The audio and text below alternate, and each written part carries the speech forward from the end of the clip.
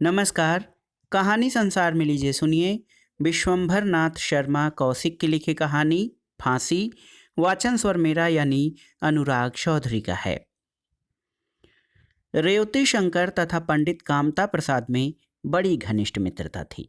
दोनों एक ही स्कूल तथा एक ही क्लास में वर्षों तक साथ साथ पढ़े थे। बाबू रेवती शंकर एक धन संपन्न व्यक्ति थे। उनके पिता रियासतदार और जमींदार आदमी थे। पंडित कामता प्रसाद मध्यम श्रेणी के व्यक्ति थे। उनके केवल दो मकान थे। एक में वह स्वयं रहते थे, दूसरा 30 रुपये मासिक पर किराए पर उठा हुआ था। पंडित कामता प्रसाद के परिवार में केवल 4 प्राणी थे। एक तो वह स्वयं, उनकी पत्नी, माता तथा पिता। उनके पिता एक बैंक में हेड क्लर्क थे। पंडित कामता प्रसाद लखनऊ मेडिकल कॉलेज से LMS की परीक्षा पास करके आए थे और उन्होंने डॉक्टरी करना शुरू ही किया था। पंडित कामता प्रसाद अपने छोटे से औषधालय में बैठे हुए थे। उनके सामने मेज पर सर्जरी यानी जर्राही के औजारों का एक बक्स खुला हुआ रखा था। कामता प्रसाद उसमें की एक एक वस्तु उठा उठाकर बड़े ध्यानपूर्वक देख रहे थे। इसी समय उनके मित्र रेवती शंकर आ गए। रेवती शंकर ने कुर्सी पर बैठते हुए पूछा, क्या हो रहा है? कामता प्रसाद मुस्कुराकर बोले, कुछ नहीं, कुछ सर्जरी का सामान मंगाया था, वह आज ही आया है, वही देख रहा था। रेवती शंकर भी उन वस्तुओं को देखने लगी। 3-4 बड़े बड़े चाकुओं को देखकर रेवती शंकर बोले, यह चाकू तो यार बड़े सुंदर हैं, जी चाहता है इनमें से एक मैं ले लूं। कामता प्रसाद हंसकर बोले, तुम क्या करोगे?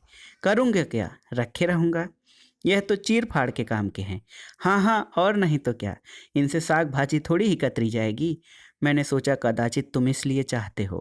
कामता प्रसाद ने हंसकर कहा, अरे नहीं, ऐसा बेवकूफ़ मत समझो, मुझे अच्छे मालूम हो रहे हैं, इससे जी ललचा रहा है तो एक ले लो। तुम्हारा सेट तो खराब ना होगा? नहीं, सेट खराब नहीं होगा, मैंने एक चाकू अधिक मंगा लिया था। तब ठीक है। यह कहकर रेवती शंकर ने एक चाकू ले लिया। बड़े तेज चाकू हैं। रेवती शंकर ने उक्त चाकू की धार पर अंगुली फेर कर कहा, सर्जरी में तेज ही की आवश्यकता होती है। जितना तेज औजार होगा, ऑपरेशन उतना ही शीघ्र तथा अच्छा होगा। रेवती शंकर चाकू को एक कागज में लपेटकर जेब में रखते हुए बोले, यदि मुड़ने वाला होता तो बड़ा ही सुंदर होता। सर्जरी वाले चाकू मुड़ने वाले बहुत कम होते हैं। इतना बड़ा चाकू तो कभी भी मुड़ने वाला नहीं होता। कुछ रोगी वोगी आने लगे कि नहीं? अभी बैठते हुए कितने ही दिन हुए? 1 महीने से अधिक तो हो ही गया होगा। तो फिर क्या बहुत दिन हो गए? साल 6 महीने में कुछ प्रैक्टिस चमकेगी। अभी तो केवल हाजिरी है।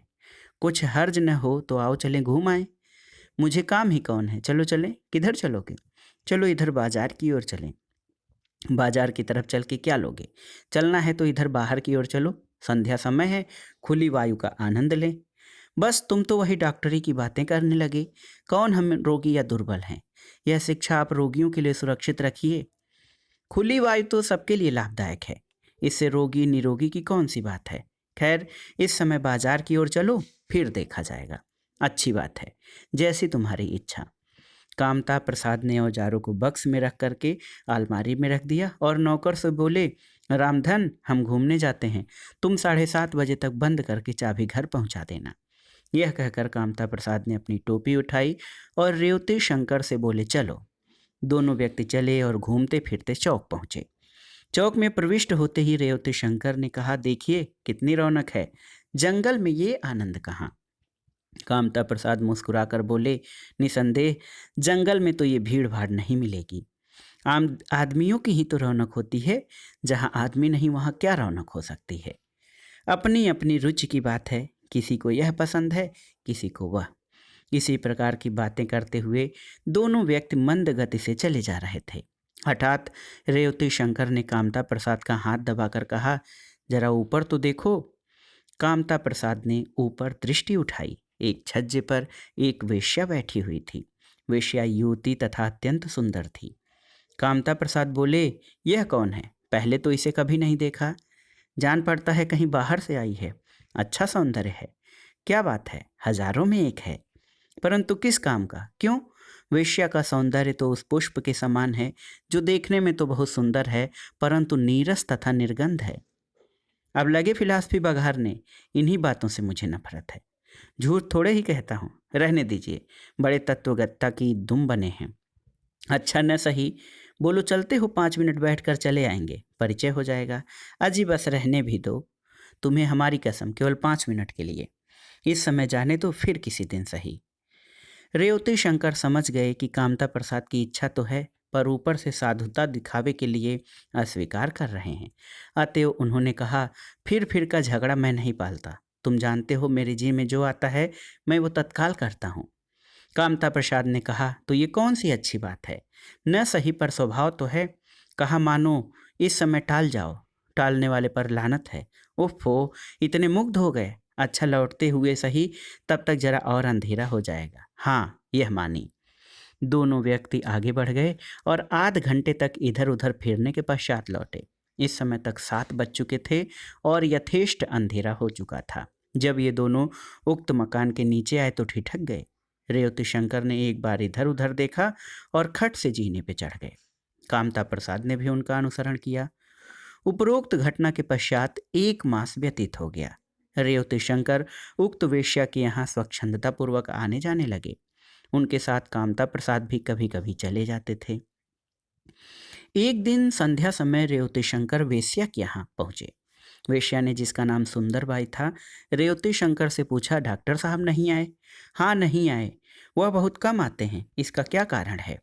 वह मेरे साथ के कारण चले आते हैं। वैसे वह वेश्याओं के यहाँ बहुत कम आते जाते हैं। सुंदरबाई म्लान मुख होकर मौन हो गई। रेवती शंकर ने पूछा, क्यों, डॉक्टर साहब की याद क्यों आई? डॉक्टर साहब बड़े भले आदमी हैं, मुझे वह बड़े अच्छे लगते हैं। रेवती शंकर के हृदय में ईर्ष्या का बवंडर उठा। उन्होंने पूछा, उनके आने से तुम्हें कुछ प्रसन्नता होती है? हाँ, अवश्य होती है। और मेरे आने से? रेवती शंकर ने सुंदर भाई के मुख का भाव देखकर समझ लिया कि वह मिथ्या बोल रही है। उन्होंने कहा, नहीं, मेरे आने से नहीं होती। क्यों, आप मेरा कुछ छीन लेते हैं क्या? सुंदरबाई ने किंचित मुस्कुराकर कहा। रेवती शंकर सुंदरबाई से एक प्रेमपूर्ण उत्तर सुनना चाहते थे, परंतु जब केवल उपरोक्त बात कहकर उसने मौन धारण कर लिया तो उन्हें बड़ी निराशा हुई। उनके मन में ये शंका उत्पन्न हुई कि कदाचित सुंदरबाई डॉक्टर साहब से प्रेम करती है। इस शंका के उत्पन्न होते ही कामता प्रसाद के प्रति उनके हृदय में द्वेष उत्पन्न हुआ। रेवती शंकर ने उसी समय निश्चय किया कि इस बात की जांच करनी चाहिए। उस दिन वह थोड़ी देर बैठकर चले आए। दूसरे दिन वह कामता प्रसाद के पास पहुंचे।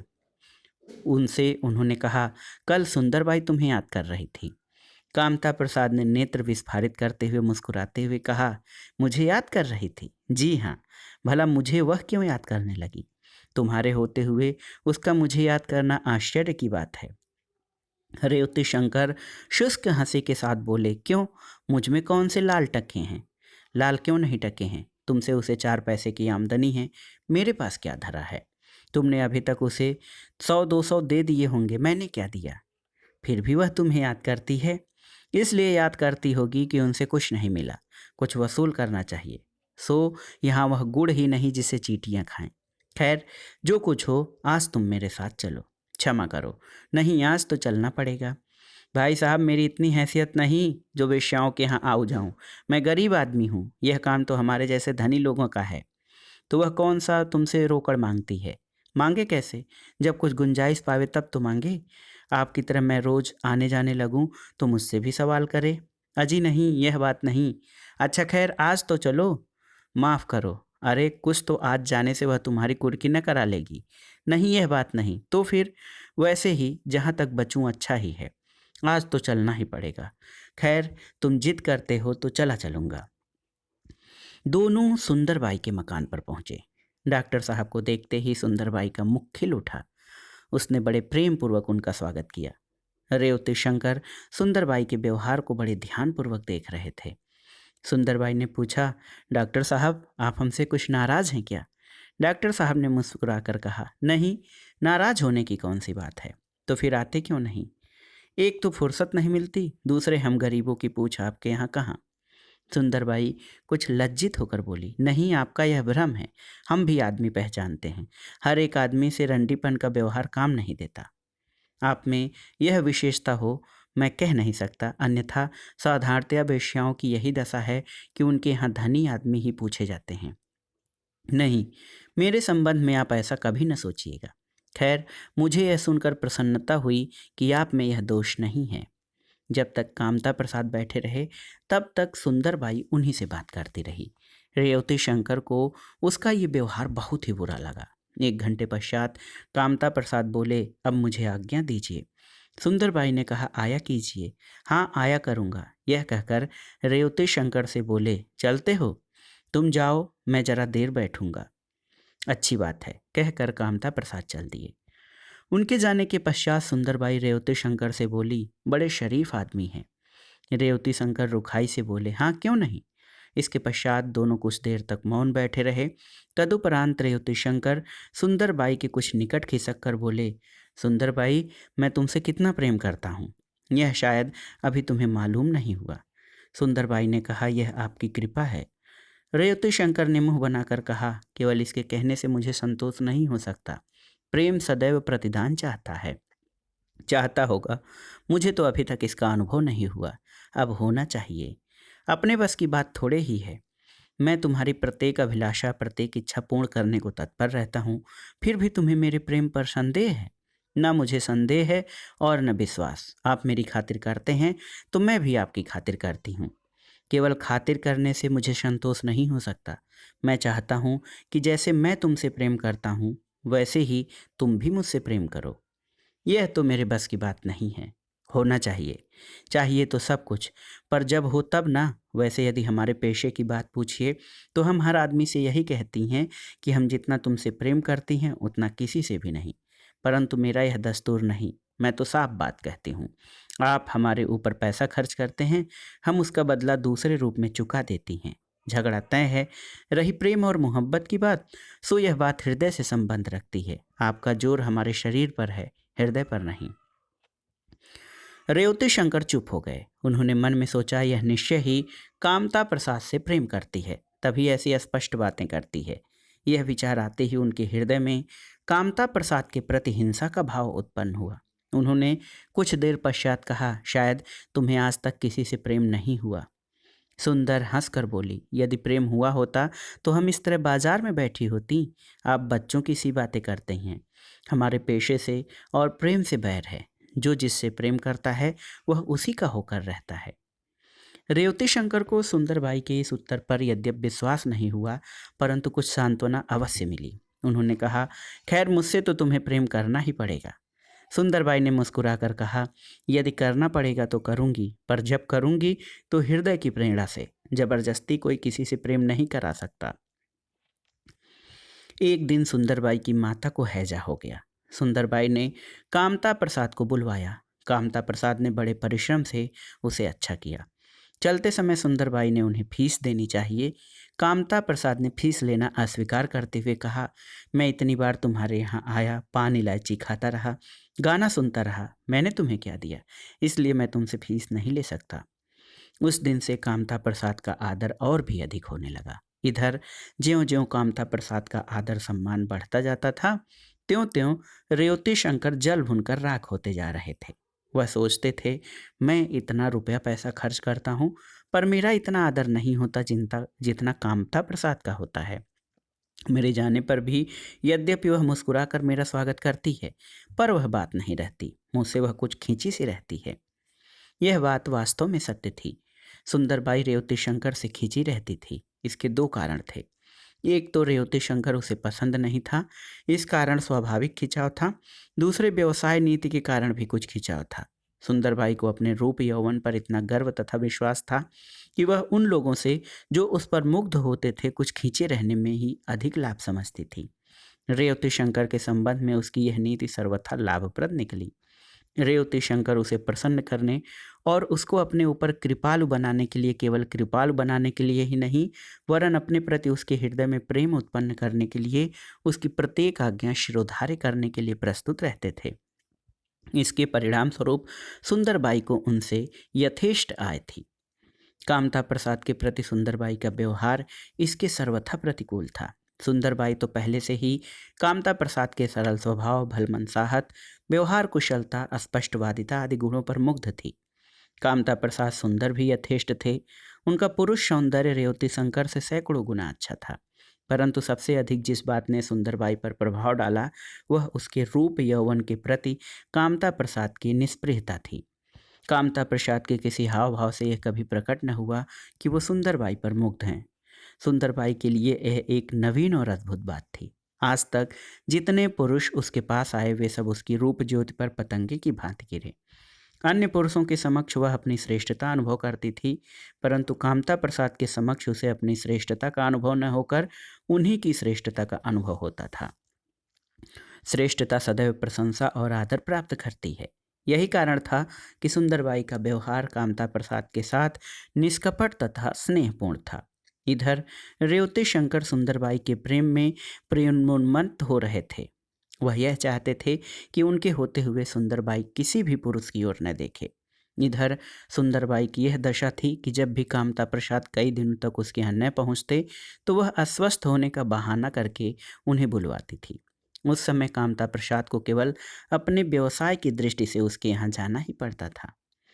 एक दिन रेवती शंकर संध्या के पश्चात जब सुंदरबाई के यहाँ पहुँचे तो उन्होंने देखा कि सुंदरबाई कामता प्रसाद के घुटनों पर सिर रखे लेटी है और कामता प्रसाद उसके सिर पर हाथ फेर रहे हैं। यह देखते ही रेवती शंकर की आंखों के नीचे कुछ क्षणों के लिए अंधेरा छा गया। उधर उन्हें देखते ही कामता प्रसाद ने शीघ्रतापूर्वक उसका सिर अपने घुटने पर से हटा दिया और रेवती शंकर की ओर देखकर कुछ झेंपते हुए बोले, इनके सिर में बड़े जोर का दर्द था, अतएव इन्होंने मुझे बुलवाया। मैंने दवा लगाई है, अब कुछ कम है। रेवती शंकर कामता प्रसाद को सिर पिटाते देख ही चुके थे, अतएव उन्होंने समझा कि कामता प्रसाद केवल बात बना रहे हैं। उन्होंने एक शुष्क मुस्कान के साथ कहा, आपके हाथ लगे और दर्द कम न हो, यह तो अनहोनी बात है। कहकर रेवती शंकर ने सुंदरबाई पर एक तीव्र दृष्टि डाली। सुंदरबाई उस दृष्टि को सहन न कर सकी और उसने अपनी आंखें नीची कर ली। कामता प्रसाद खड़े होकर सुंदरबाई से बोले, तो अब मैं जाता हूँ, तुम थोड़ी देर बाद दवा एक बार और लगा लेना। बैठिए बैठिए, आपकी उपस्थिति दर्द को दूर करने में बड़ी सहायता देगी। रेवती शंकर ने स्पष्ट व्यंग के साथ यह बात कही। कामता प्रसाद रेवती शंकर के इस व्यंग से कुछ व्यथित होकर बोले, निसंदेह डॉक्टर से लोग ऐसी ही आशा रखते हैं, यह कोई नई बात नहीं। इतना कहकर कामता प्रसाद चल दिए। उनके चले जाने के बाद रेवती शंकर ने सुंदरबाई से कहा, अब तो साधारण सी बातों में भी डॉक्टर बुलाए जाने लगे। सुंदरबाई ने कहा, तो फिर क्या आप ये चाहते हैं कि जब कोई मृत्युशैया पर पड़ा हो तभी डॉक्टर बुलाया जाए? नहीं नहीं, आप जब चाहें बुलाइए, मना कौन करता है? मना कर ही कौन सकता है? मेरा जो जी चाहेगा करूंगी, मैं किसी की लौंडी बांधी तो हूं नहीं। रेवती शंकर ने होठ चबाते हुए बोला, ठीक है, कौन मना कर सकता है? इस वाक्य को रेवती शंकर ने 2-3 बार कहा। सहसा रेवती शंकर का मुख रक्ता वर्ण हो गया, आंखें उबल आईं। उन्होंने हाथ बढ़ाकर सुंदरबाई की कलाई पकड़ ली और दांत पीसते हुए बोले, कौन मना कर सकता है? मैं मना कर सकता हूँ, जिसने अपना तन मन धन तुम्हारे चरणों पर डाल दिया है। सुंदरबाई अपनी कलाई छुड़ाने की चेष्टा करते हुए बोली, अजी बस जाइए, ऐसे यहाँ दिन भर में न जाने कितने आते हैं। आते होंगे, परंतु मैं तुम्हें बता दूंगा कि मैं उन लोगों में नहीं हूँ। सुंदरबाई ने एक झटका देकर अपनी कलाई छुड़ा ली और कर्कश स्वर में बोली, तुम बेचारे क्या दिखा दोगे? ऐसी धमकी कि मैं नहीं आ सकती। चले जाओ यहाँ से, बड़े वारिस खां बनकर। तुम होते कौन हो? वही कहावत है, मुंह लगाई डोमनी, गावे ताल बेताल। रेवती शंकर ने कुछ नम्र होकर कहा, देखो सुंदरबाई, यह बातें छोड़ दो, इसका परिणाम बुरा होगा। क्या बुरा होगा? तुम कर क्या लोगे? खैरियत इसी में है कि चुपचाप यहाँ से चले जाइए और आज से यहाँ पैर न धरिएगा, नहीं तो पछताइएगा।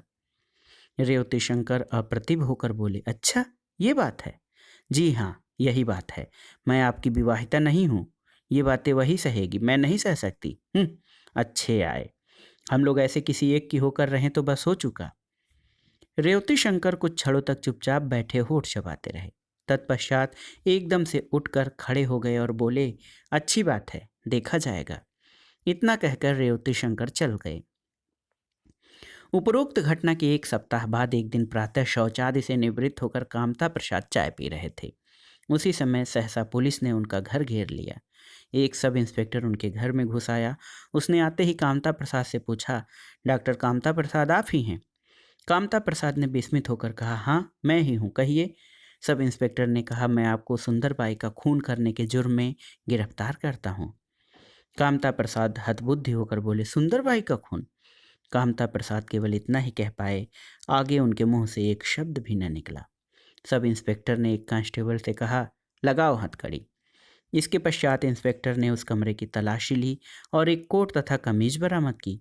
कमीज के दाहिने कफ में खून का दाग लगा हुआ था। इंस्पेक्टर ने उसे देखकर सिर हिलाया। इसके पश्चात उसने कोट को देखा। कोट के 2 बटन गायब थे। इंस्पेक्टर ने अपनी जेब से एक डिबिया निकाली। डिबिया खोलकर 2 बटन निकाले। उन बटनों को कोट के अन्य बटनों से मिलाकर देखा। दोनों बटन अन्य बटनों से आकार प्रकार में पूर्णतया मिल गए। इंस्पेक्टर ने कहा, ठीक है। उसने कमीज और बटन अपने अधिकार में किया। इस समय कामता प्रसाद के पिता भी आ गए। उन्होंने जो पुत्र के हाथ में हथकड़ी लगी देखी तो घबरा कर पूछा, क्यों, क्या बात है? इंस्पेक्टर ने कहा, कल रात में सुंदरबाई नामी तवायफ का कत्ल हो गया। यहाँ कुछ ऐसी चीज़ें पाई गई हैं जिनसे ये साबित होता है कि सुंदरबाई का खून कामता प्रसाद ने किया है, इसलिए इनकी गिरफ्तारी की गई है। कामता प्रसाद के पिता कंपित स्वर से बोले, नहीं नहीं, यह असंभव है। सब इंस्पेक्टर बोला, हमारी गलती साबित करने के लिए आपको काफ़ी मौका मिलेगा, घबराइए नहीं। कामता प्रसाद बोले, निसंदेह पिताजी, आप घबराइए नहीं, इसमें कोई विकट रहस्य है, हमें अदालत के सामने काफ़ी मौका मिलेगा। सब इंस्पेक्टर ने अधिक बात करने का अवसर न दिया। कामता प्रसाद को साथ लेकर सीधा उनके दवाखाने पहुंचा। कामता प्रसाद ने देखा उनके दवाखाने पर भी पुलिस का पहरा है। दवाखाने की चाबी सब इंस्पेक्टर कामता प्रसाद के घर से ले आया था, अतएव दरवाज़ा खोला गया। उसकी तलाशी लेकर वह बक्स निकाला गया जिसमें सर्जरी के औजार थे। वह बक्स भी इंस्पेक्टर ने अपने अधिकार में कर लिया। नियत समय पर कामता प्रसाद का मुकदमा आरंभ हुआ। पुलिस की ओर से 4 वस्तुएं पेश की गईं।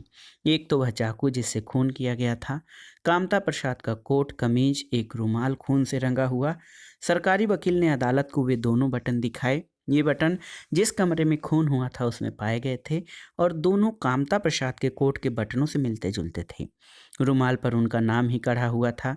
कमीज के कप पर खून का दाग था। वह चाकू जिससे हत्या की गई थी कामता प्रसाद के सर्जरी के औजारों में के अन्य 2 चाकुओं से पूर्णतया मेल खाता था। इसके अतिरिक्त पुलिस की ओर से 4 गवाह पेश हुए थे। 2 मुसलमान दुकानदार जिनकी दुकानें सुंदरबाई के मकान के नीचे ही थीं, सुंदरबाई की माता, उनकी एक दासी। नौकरानी ने बयान दिया, जिस दिन ये वारदात हुई उस दिन शाम को 6:30 बजे के लगभग सुंदरबाई की मां नौकर के साथ कहीं गई थी। मकान पर केवल सुंदरबाई और मैं रह गई थी। 8:30 बजे के लगभग डॉक्टर साहब आए। सुंदरबाई और वह दोनों भीतरी कमरे में बैठे। मैं उस समय भोजन बना रही थी। आध घंटे बाद मैंने ऐसा शब्द सुना जैसे 2 आदमी आपस में लपटा झपटी कर रहे हों। बीच में एक आध दफ़े मैंने डॉक्टर साहब की आवाज़ सुनी। ऐसा जान पड़ता था कि डॉक्टर साहब सुंदरबाई को डांट रहे हैं। इसके थोड़ी देर बाद डॉक्टर साहब बड़ी तेज़ी के साथ कमरे से निकले और जीने से उतरकर चले गए। मैं खाना बनाती रही। इसके 1 घंटे बाद सुंदरबाई की माता लौटी। वह पहले तो अंदर आई और मुझसे पूछा, खाना तैयार है? मेरे हाँ कहने पर वह सुंदरबाई के कमरे की ओर चली गई। वहाँ जाते उन्होंने हल्ला मचाया। तब मैं दौड़ कर आई। नौकर भी दौड़ा। वहाँ जाकर देखा कि सुंदरबाई का कोई खून कर गया है। मैंने उसी समय सुंदरबाई की माँ से वह सब कहा जो देखा सुना था। कामता प्रसाद के वकील के जिरह करने पर उसने कहा, मैं जहाँ खाना बना रही थी वह जगह सुंदरबाई के कमरे से थोड़ी दूर है। मैं जहाँ बैठी थी वहाँ से जीने से कमरे में जाता हुआ आदमी दिखाई नहीं पड़ता। मैंने केवल आवाज़ से समझा कि डॉक्टर साहब जा रहे हैं। उनकी तेजी का अनुमान भी मैंने उनके पैरों के शब्द से और जीने में उतरने के शब्द से किया था। जिस समय डॉक्टर साहब आए थे उस समय मैंने उन्हें देखा था। उस समय उधर मैं गई थी। सुंदरबाई ने 1 गिलास पानी मांगा था, वही देने गई थी। डॉक्टर साहब से झगड़ा होने का शब्द सुनकर मैं उधर नहीं गई। हम लोगों को बिना बुलाए जाने की इजाज़त नहीं है। डॉक्टर से लपटा झपटी और झगड़ा होने का शब्द कोई ऐसी बात नहीं थी जिससे मैं आवश्यक समझती कि मैं जाकर देखूं कि क्या हो रहा है। वेश्याओं के यहाँ ऐसी बातें बहुधा हुआ करती हैं। मेरे लिए यह एक साधारण बात थी। डॉक्टर साहब के जाने के पश्चात सुंदरबाई की माँ के आने तक मैं खाना बनाने में इतनी मग्न रही कि मुझे किसी और बात का ध्यान न रहा। दोनों मुसलमानों दुकानदारों ने अपने बयान में कहा, हम लोग दुकान बंद कर रहे थे। उसी वक्त जीने में ऐसी आवाज़ आई जैसे कोई बड़ी तेज़ी से उतरता चला आ रहा हो। इसके बाद हमने डॉक्टर को निकलते देखा। ये बड़ी तेज़ी से एक तरफ चले गए। इनके कपड़े भी तितर-बितर थे। इसके बाद हम लोग दुकान बंद करके अपने-अपने घर चले गए। जिरह में दोनों दुकानदारों ने कहा, हम डॉक्टर को अच्छी तरह पहचानते हैं। यह अक्सर सुंदरबाई के घर आया जाया करते थे। बाजार की रोशनी इनके ऊपर काफ़ी पड़ रही थी। उसमें हमें इन्हें अच्छी तरह देखा था। इसमें कोई शक व शुबह की गुंजाइश नहीं है। सुंदरबाई की माता ने अपने बयान में कहा कि मैं जिस समय लौट कर आई उस समय 10 बज चुके थे। मैं एक दूसरी वेश्या को, जिससे मेरी मित्रता है, देखने गई थी। वह कई दिन से बीमार थी। मैंने कमरे में जाकर देखा कि सुंदर चित्त पड़ी है। उसकी छाती में चाकू घुसा हुआ है। इतना ही देखकर मैं एकदम चिल्ला उठी। घर के नौकर तथा नौकरानी दौड़ पड़े। उन्होंने भी देखकर हल्ला मचाया। बाजार में सन्नाटा हो गया था। 2-4 दुकानें खुली थीं, वह भी उस समय बंद हो रही थीं। हल्ला मचाने के आध घंटे बाद एक कांस्टेबल आया। वह सब देखकर चला गया। उसके 1 घंटे बाद कोई 12 बजे दरोगा साहब आए थे। जिरह में उसने कहा, डॉक्टर साहब पहले पहल हमारे यहाँ अपने एक दोस्त के साथ आए थे। उनका नाम रेवती शंकर है। वह बड़े आदमी हैं। वह बहुत दिनों से हमारे यहाँ आते जाते रहे हैं। उसके बाद उन्होंने आना जाना बंद कर दिया। उन्होंने आना जाना डॉक्टर के कारण बंद किया था। हमारे यहाँ उनमें और डॉक्टर में कभी कोई झगड़ा नहीं हुआ। सुंदरबाई ने एक दिन उनसे गुस्से में कह दिया था कि हमारे घर मत आया करो। इसका कारण ये था कि सुंदरबाई डॉक्टर को कुछ चाहती थी। मेरा विचार है कि डॉक्टर ने ही उससे कहा होगा कि रेवती शंकर को मत आने दो। एक दफ़े डॉक्टर साहब ने मुझे हैजे से बचाया था। तब से हम लोग उन्हीं को बुलाया करते थे। एक बार सुंदरबाई ने मुझसे कहा था कि डॉक्टर साहब का हृदय बड़ा कठोर है। इनके जी में ज़रा भी रहम नहीं है। मैं उनसे पूछा कि तुझे कैसे मालूम? तो इसका उत्तर उसने कुछ नहीं दिया था। कामता प्रसाद ने अपने बयान में कहा कि मैं बहुधा सुंदरबाई के यहाँ जाया करता था, परंतु बाद में सुंदरबाई की माँ को हैजे से आराम मिलने पर मैं उनका फैमिली डॉक्टर हो गया। तब से मैं बहुधा जाता था। बहुत दिनों बाद मुझे सुंदरबाई के व्यवहार से ये संदेह उत्पन्न हुआ कि वह मुझसे प्रेम करती है। तब मैंने आना जाना कुछ कम कर दिया था। जब मैं उनका फैमिली डॉक्टर था तब बहुधा बुलाया जाता था। उस दशा में मैं जाने के लिए विवश था। बहुधा सुंदरबाई झूठ मूठ अस्वस्थ बन जाती और मुझे बुला भेजती थी। इससे मेरा संदेह पक्का हो गया कि सुंदरबाई मुझसे प्रेम करती है। जिस दिन की यह घटना है उस दिन मैं 8 बजे के बाद दवा खाना बंद करके घर जाने लगा, तो मेरी इच्छा हुई कि सुंदरबाई के यहाँ होता चलूँ। मैं उसके यहाँ गया। हम दोनों भीतरी कमरे में बैठे। पहले तो इधर उधर की बातें होती रहीं। इसके पश्चात सुंदरबाई ने मुझसे प्रेम की बातें करने आरंभ की। मैंने उससे कहा कि मुझसे ऐसी बातें मत करो, परंतु वह न मानी। मैंने फिर उसे समझाया। मैंने उससे कहा कि मैं अपनी पत्नी से प्रेम करता हूँ। इसके अतिरिक्त मैं किसी और स्त्री से प्रेम नहीं कर सकता। यह कहकर मैं उठकर चलने लगा। सुंदरबाई मुझसे लिपट गई। मैंने उसे डांट कर छोड़ देने के लिए कहा, पर वह न मानी। उसने उसी समय मेरी पत्नी के संबंध में कुछ अपशब्द कहे। उन्हें सुनकर मुझे क्रोध आ गया। मैंने उसे अपने से अलग करके जोर से ढकेल दिया। वह पलंग पर गिरी। उसका सिर पलंग के काठ के तकिए से टकरा गया, जिससे उसके सिर से खून बहने लगा। यह देखकर मेरा डॉक्टरी स्वभाव जागृत हो उठा। मैंने झट जेब से रुमाल निकाल कर खून पोंछा और घाव को देखा। देखने पर मालूम हुआ कि वो बहुत ही साधारण था, केवल चमड़ा फट गया था। जिस समय मैं घाव पोंछ रहा था उसी समय सुंदरबाई पुनः मुझसे लिपट गई। तब मैंने वहाँ ठहरना उचित न समझा और अपने को उससे छुड़ाकर मैं तेजी के साथ नीचे सड़क पर आ गया और अपने घर की ओर चला गया। चाकू की बाबत प्रश्न किए जाने पर कामता प्रसाद ने कहा कि चाकू मेरे चाकुओं जैसा अवश्य है, परंतु मेरा नहीं है। मैं उसकी बाबत कुछ नहीं जानता। जितने चाकू मेरे बक्स में इस समय मौजूद हैं उतने ही मेरे पास थे, इससे एक भी अधिक नहीं था। कामता प्रसाद के इतना कहने पर सरकारी वकील ने अदालत के सामने एक कागज पेश करते हुए कहा, यह उस कंपनी का इनवॉइस या बीजक है जहां से अभियुक्त ने सर्जरी का बॉक्स मंगवाया था। इनवॉइस में 3 चाकू लिखे हुए हैं। अभियुक्त केवल 2 का होना स्वीकार करता है। यह तीसरा चाकू कहाँ गया? बक्स में इस समय 2 ही चाकू मौजूद हैं। अदालत ने इनवॉइस, बक्स तथा जिस चाकू से हत्या की गई थी उसे देखकर कामता प्रसाद से पूछा, इनवॉइस में लिखा हुआ तीसरा चाकू कहाँ है? कामता प्रसाद का मुंह बंद हो गया। उन्हें स्वप्न में भी यह ध्यान नहीं आया कि पुलिस ने दुकान की तलाशी लेते समय इनवॉइस भी हथिया लिया होगा। कामता प्रसाद के मुंह से केवल इतना निकला, मैं निरपराध हूँ, मैंने हत्या नहीं की। कामता प्रसाद सेशन सुपुर्द कर दिए गए। कामता प्रसाद के पिता ने उन्हें छुड़ाने की बहुत कुछ चेष्टा की। इकलौता बेटा फांसी चढ़ा जाता है, यह विचार उन्हें अपना सर्वस्व तक देने के लिए बाध्य किए हुए था। अच्छे से अच्छे वकील जुटाए, परंतु कोई फल न हुआ। कामता प्रसाद के विरुद्ध ऐसे दृढ़ प्रमाण थे कि वकीलों की बहस और खींचातानी ने कोई लाभ नहीं पहुंचाया। सेशन से कामता प्रसाद को फांसी का हुक्म हो गया। हाई कोर्ट में अपील की गई, परंतु वहां से भी फांसी का हुक्म बहाल रहा। इस समय कामता प्रसाद के माता पिता की दशा का क्या वर्णन किया जाए, जिसके ऊपर असंख्य आशाएं निर्भर थीं।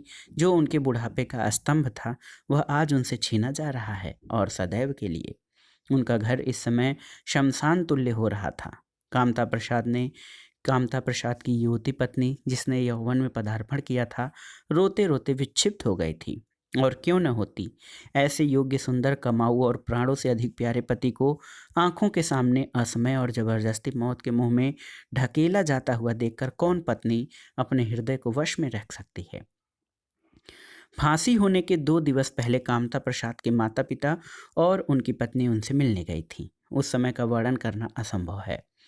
चारों में से प्रत्येक यह चाहता था कि एक दूसरे की मूर्ति सदैव के लिए हृदय में धारण कर लें, परंतु आंसुओं की झड़ी ने आंखों पर ऐसा निष्ठुर पर्दा डाल रखा था कि परस्पर एक दूसरे को भली भांति देख भी न सके। हृदय की प्यास हृदय में हिमशला की भांति जमकर रह गई।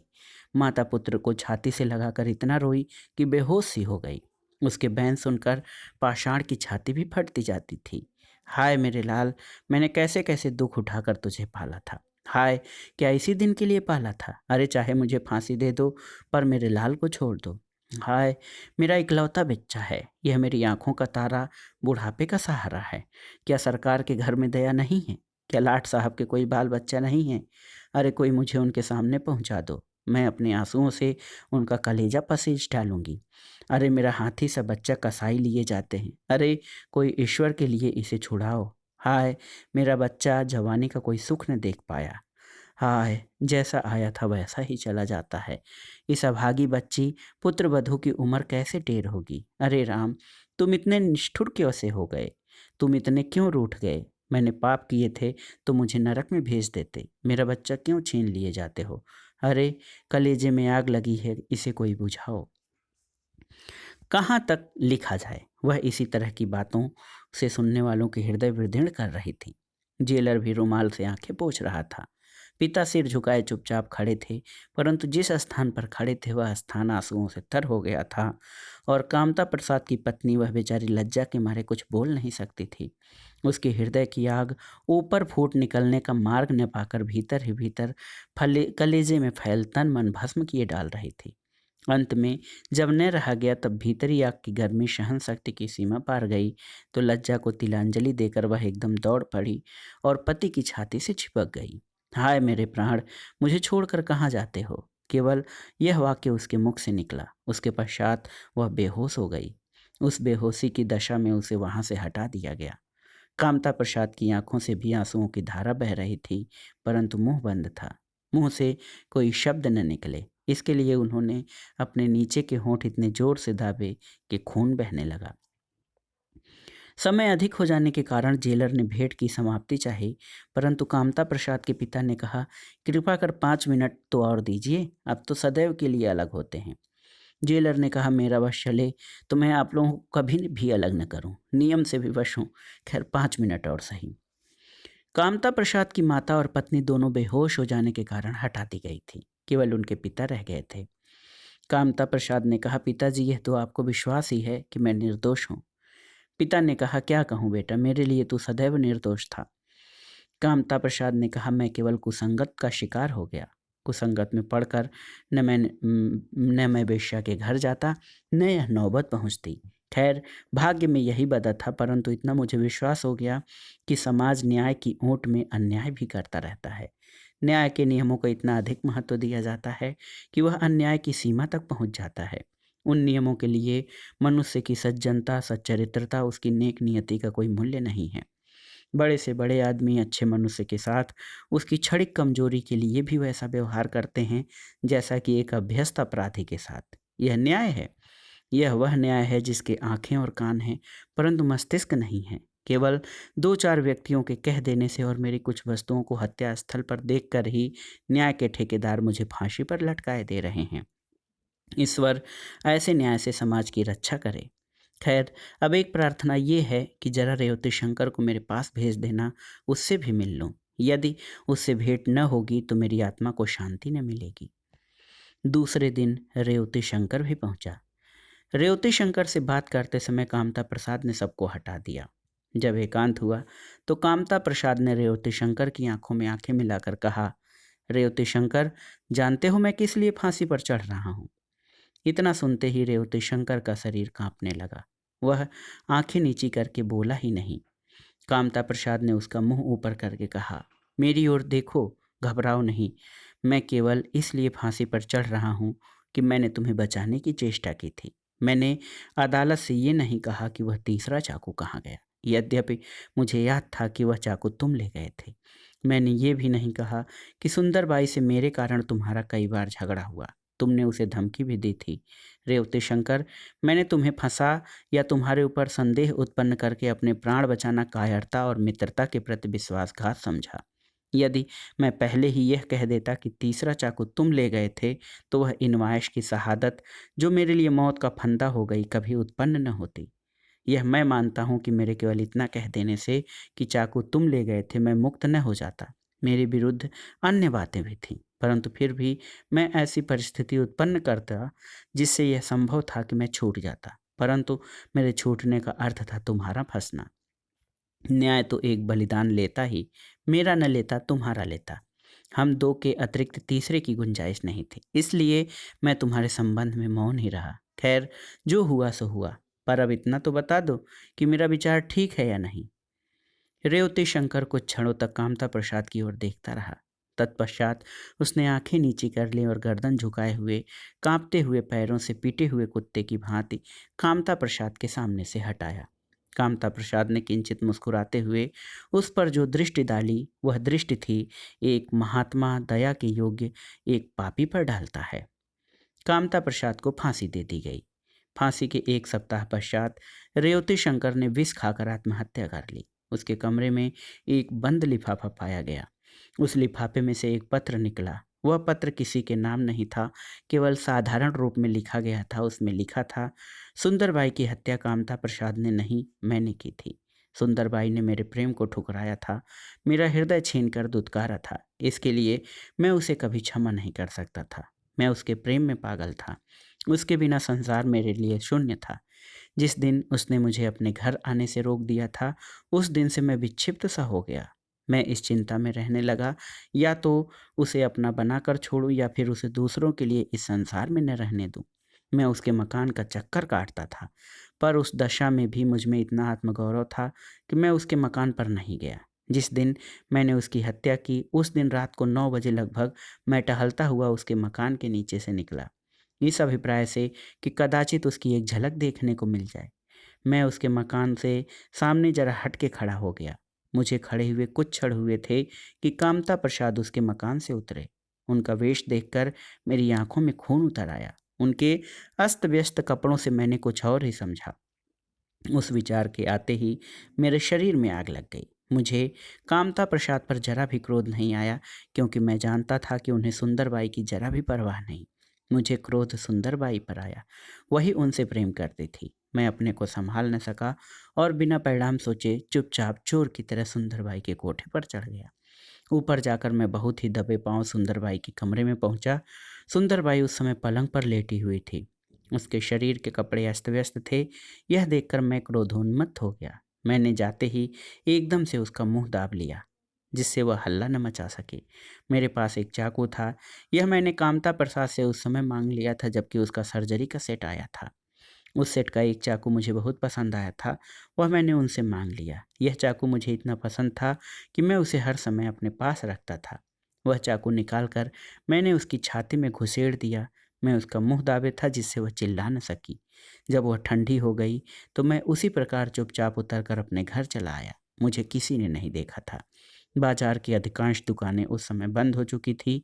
मैंने घर आकर अपने खून से भरे कपड़े तुरंत जला दिए और निश्चिंत हो गया।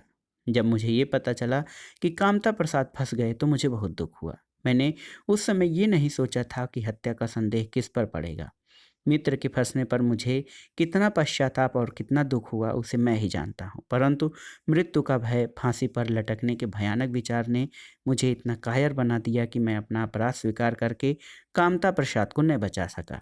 मैंने कई बार चेष्टा की कि अदालत में जाकर सब बातें कह दूं, पर फांसी के अतिरिक्त आजन्म कारावास अथवा काले पानी की सजा भोगने के लिए मैं सहर्ष प्रस्तुत था, परंतु मृत्यु, ओफ, उसके लिए उस समय मैं प्रस्तुत नहीं था। कामता प्रसाद को फांसी हो गई। मैंने एक नहीं 2 हत्याएं की। कामता प्रसाद को यह रहस्य मालूम था। जेल में अंतिम भेंट होने पर मुझे यह बात मालूम हुई। उस समय भी मैं इसी फांसी के भय से अपने मित्र से अपने इस गुरुतर पाप के लिए क्षमा न मांग सका। भय ने उस समय भी मेरा मुख बंद कर दिया था। अब मेरे लिए यह संसार शून्य है। मेरी सबसे प्यारी चीज़ सुंदरबाई भी नहीं रही। 2-2 हत्याओं का मेरे सिर पर भार है। पश्चाताप की ज्वाला से तन मन भस्म हुआ जा रहा है। इस घोर यंत्रणापूर्ण जीवन से अब मुझे मृत्यु ही भली प्रतीत हो रही है। इसलिए मैं आत्महत्या करता हूँ। ईश्वर मेरे अपराधों को क्षमा करके मेरी आत्मा को शांति देगा या नहीं, इसमें मुझे संदेह है, परंतु फिर भी जीवन से मृत्यु अधिक प्रिय मालूम होती है। जिस समय कामता प्रसाद के पिता को यह बातें मालूम हुई, कामता प्रसाद निरपराध फांसी पर चढ़ा, उस समय उन्होंने कहा उसके भाग्य में यही लिखा था, परंतु इसके साथ ही यह बात भी है कि न्याय का यह दंड विधान हत्या विधान है। यदि मेरे लड़के को फांसी न देकर आजन्म जेल हुई होती तो वह आज छूट आता। न्याय को ऐसा कार्य करने का क्या अधिकार है जिसमें यदि भूल हो तो उसका सुधार भी उसके वश में न रहे। अब यदि न्याय उसे जिला नहीं सकता तो उसे फांसी देने का क्या अधिकार था। यह न्याय नहीं, बर्बरता है, जंगलीपन है, हत्याकांड है। ऐसे न्याय का जितना शीघ्र नाश हो जाए अच्छा है। दुखी वृद्ध अपने शोकोन्माद में बैठा बक रहा था, परंतु वहाँ ईश्वर के अतिरिक्त उसकी बात सुनने वाला कौन था।